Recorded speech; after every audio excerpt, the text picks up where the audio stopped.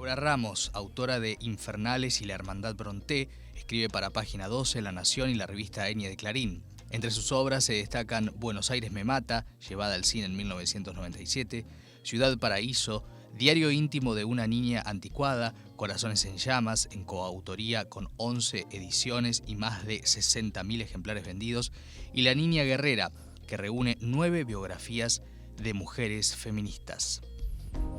Bien, ahora sí le damos la bienvenida. Laura, bienvenida. Maxi Legnani, ¿cómo estás? ¿Qué tal, Maxi? Muchas gracias. Un placer, gracias por estar. Ahí te veo.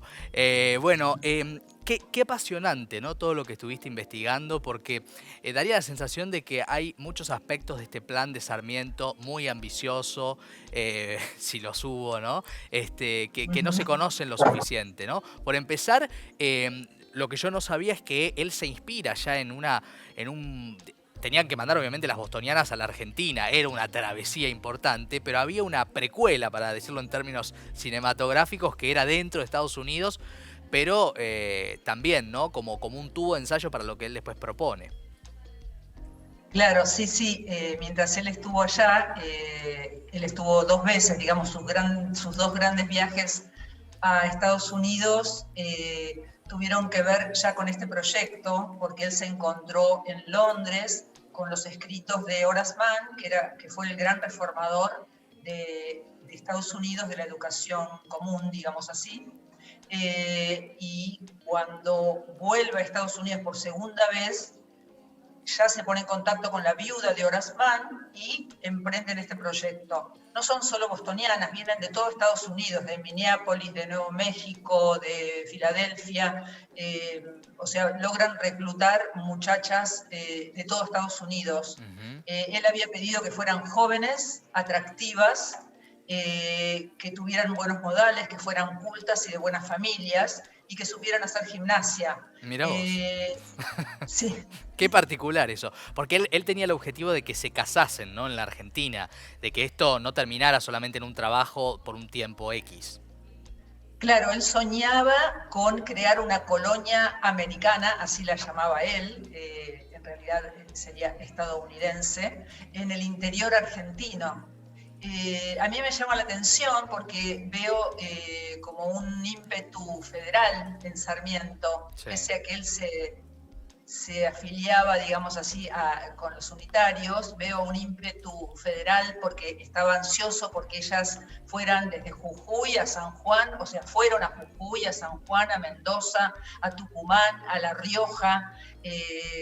O sea, él realmente las mandó en diligencia de 2 caballos, que ellas contaron los viajes, en viajes que duraban a veces 2 o 3 semanas, claro, en estas diligencias o carretas, o a veces en tren. Los trenes no tenían baños, duraban varios días, tenían que estacionar los trenes, digamos, parar los trenes en la mitad del campo, iban los hombres por un lado y las mujeres por otro al baño, porque no tenían baño los trenes.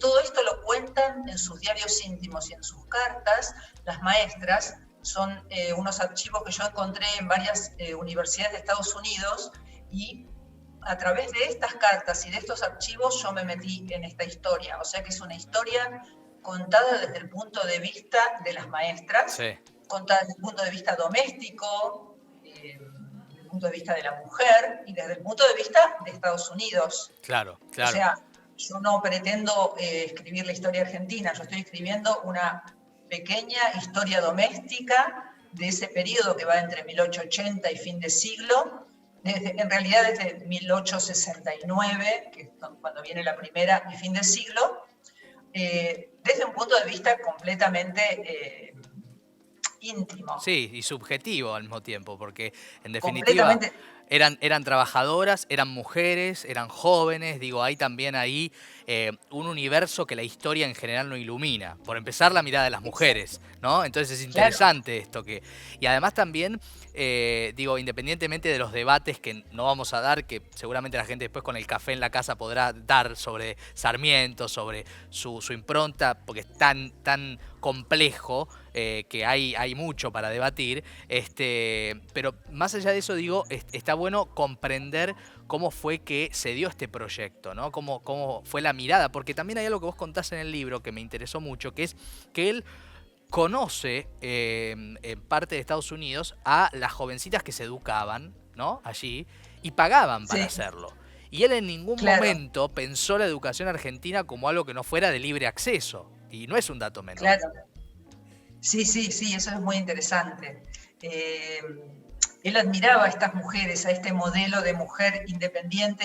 La que estamos viendo ahora es la señora Giles. Estas dos chicas que estamos viendo ahora cruzaron los Andes en mula. Esta es la señora Giles que le gustaba mucho la poesía y declamaba poesía y contaba cuentos picantes y le gustaba declamar la carga ligera. Es un poema bélico muy conocido en Estados Unidos. Estados Unidos había pasado la carga de la brigada ligera. Eso recitaba, incluso recitó frente a Sarmiento la señora Giles. Estas dos chicas, Rosa Dark con su compañera en Mendoza, ellas dos fueron con otras dos chicas, 4 muchachas, cruzaron los Andes en mula.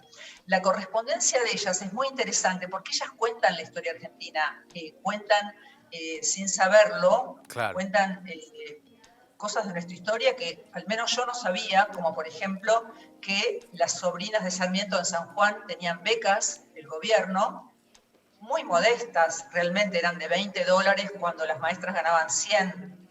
O sea, la sobrina de Sarmiento tenía una beca y su hija tenía otra beca, ganaban $40, era todo el dinero que entraba a la casa. Todas ellas vivían en la casa familiar de Sarmiento. Realmente no lo acusaría de corrupción, pero bueno, de todas maneras es un dato que tal vez los historiadores sepan. Yo no lo sabía, Claro.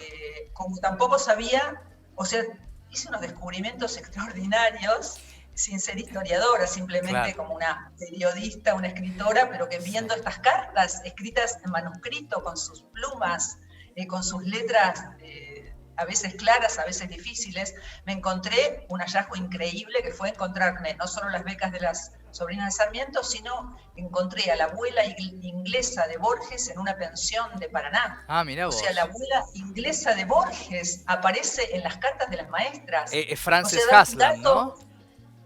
Es Fanny Aslam, Claro, Fanny Aslam con claro, H. claro. Bueno, hay un capítulo entero dedicado a Mirá ella, vos. porque es un personaje sarmientino, es un personaje en esta historia. Ella daba pensión cuando murió su esposo, el hecho famoso por su nieto, coronel Francisco Borges, Claro. cuando muere en la batalla, que cuenta Borges en uno de sus poemas. En ese momento, la viuda, muy joven, con los 2 niños, con el padre de Borges y su hermano, pone una casa de pensión, digamos así, en la casa de su hermana, en Paraná, y aloja a las maestras argentinas. Mirá vos. Ahora, es muy interesante, ¿no? Porque son esas historias, entre comillas, lado B, que cuentan la historia, ¿no? A veces pequeñas historias Claro. cuentan la historia. Eso es lo interesante. ¿Qué fue lo más particular o alguna anécdota que quieras contar que puedan referir ellas sobre Sarmiento? Porque de pronto, Bueno, al ser un hombre de semejante temperamento y con cosas que hoy veríamos con el ceño fruncido, ¿no es cierto? Respecto a algunos comportamientos, de usos del lenguaje, de tratos y destratos, ¿alguna anécdota así particular que quieras destacar?